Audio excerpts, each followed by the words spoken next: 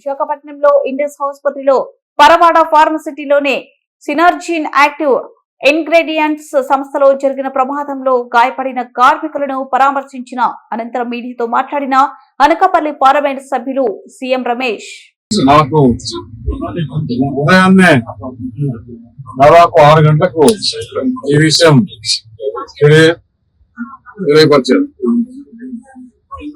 మొత్తం వివరాలన్నీ కనుక్కుంటే రాత్రి 12 లోపు ఏదైతే కెమికల్ మిక్స్ చేస్తున్నారో ఆ కెమికల్ మిక్స్ చేసినప్పుడు సమ్ రియాక్షన్ ఒక ఫార్మర్ వచ్చేసి ఒక స్మోక్ రావడం జరిగింది.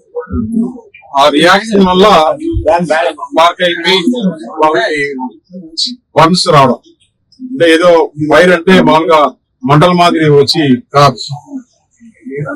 సో డైరెక్ట్ గా ఎవరైతే ఆ పేషెంట్ 5 సంవత్సరాల నుంచి ఆ ఫ్యాక్టరీలో పనిచేస్తున్నాడు, అతనే చీఫ్ కెమిస్ట్ దగ్గర, అతనే ఈ మిక్స్ చేసే దాంట్లో ప్రతిరోజు కూడా అతనే మిక్స్ చేయడం, అతను కూడా ఏం జరిగిందో, ఏమన్నా కెమికల్ లో ఫాల్ట్ వచ్చిందా ఏంటి అనేది అతనికి కూడా అర్థం కావట్లేదు.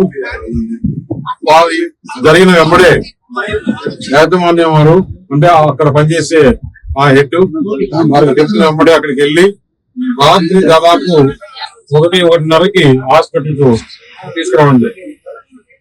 ఉదయాన్నే అంటే పోలీసు కానీ యంత్రాంగాన్ని కానీ ఎవరికి తెలియదు. హాస్పిటల్ వారు ఎప్పుడైతే పోలీస్ వారికి ఇన్ఫార్మ్ చేశారో ఇంత జరిగినప్పుడు పోలీస్ ద్వారా రావాలని చెప్పేసి అయితే హాస్పిటల్లో అప్పుడే ట్రీట్మెంట్ స్టార్ట్ చేయడము సైమల్టేనియస్ గా పోలీస్ ఇన్ఫార్మ్ చేస్తే పోలీసు కలెక్టర్ మాకు ఇన్ఫార్మ్ చేస్తే గానీ పేరు రాలేదు.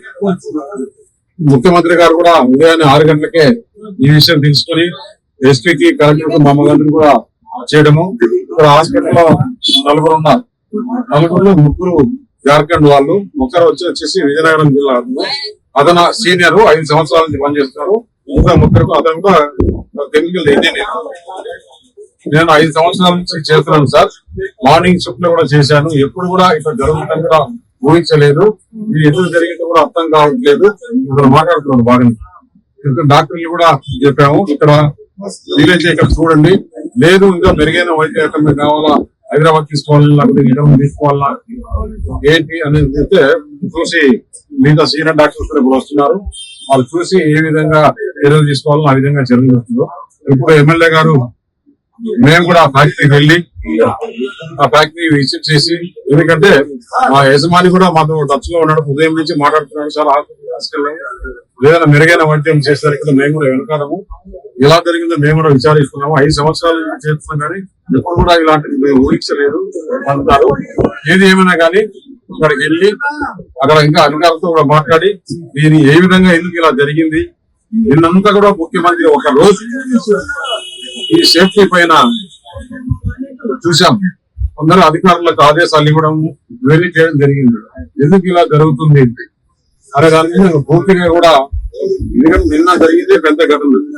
ఈ రోజు 3-4 గాయాలైన కాలం ముఖ్యం, ఒకటి కూడా కాకూడదనే ఉద్దేశంతో ముఖ్యమంత్రి గారు పెద్దగా రోజంతా దీని మీద వెచ్చించి అధికారులకు ఆదేశాలు కూడా ప్రతి ఫ్యాక్టరీ వారి యజమాని కూడా మేము కోరుతున్నాం, దయచేసి 1కి 10 సార్లు మీరు మళ్ళీ ప్రొడక్షన్ లేకుండా 10 రోజులు 4 రోజులు పర్లేదు, ఇటువంటి సంఘటనలు జరగకుండా మీరు జాగ్రత్తలు తీసుకోవాలని ప్రతి ఒక్క ఫ్యాక్టరీకి యజమాన్యానికి ప్రభుత్వం తరఫున మా తరఫున వారికి విన్నవించుకోవడం జరుగుతుంది.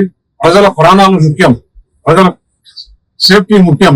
అది దృష్టిలో ఉంచుకొని మీరు అన్ని ఒకసారి క్లీనప్ చేసుకొని 10 రోజులు ప్రొడక్షన్ ఆగినా పర్లేదు, ఏమి కాదు, మీరు అన్ని జాగ్రత్తలు తీసుకోవాలా అని చెప్పేసి తెలియజేయడం జరుగుతుంది. అక్కడ ఆ ఫ్యాక్టరీ కూడా విజిట్ చేసి ఎందుకు అయింది ఏమైంది అనేది కూడా మళ్ళీ కూడా వివరాలు తెలియజేస్తాం. ఇప్పుడు ఉండే 4 పేషెంట్లు అయితే ఇక్కడ చికిత్స అందించబడుతుంది. ఇంకా ఏమన్నా మెరుగైన చికిత్స కావాలి, వారికి ఏమైనా కావాలంటే కూడా ఎయిర్ అంబులెన్స్ లో కూడా తీసుకెళ్ళి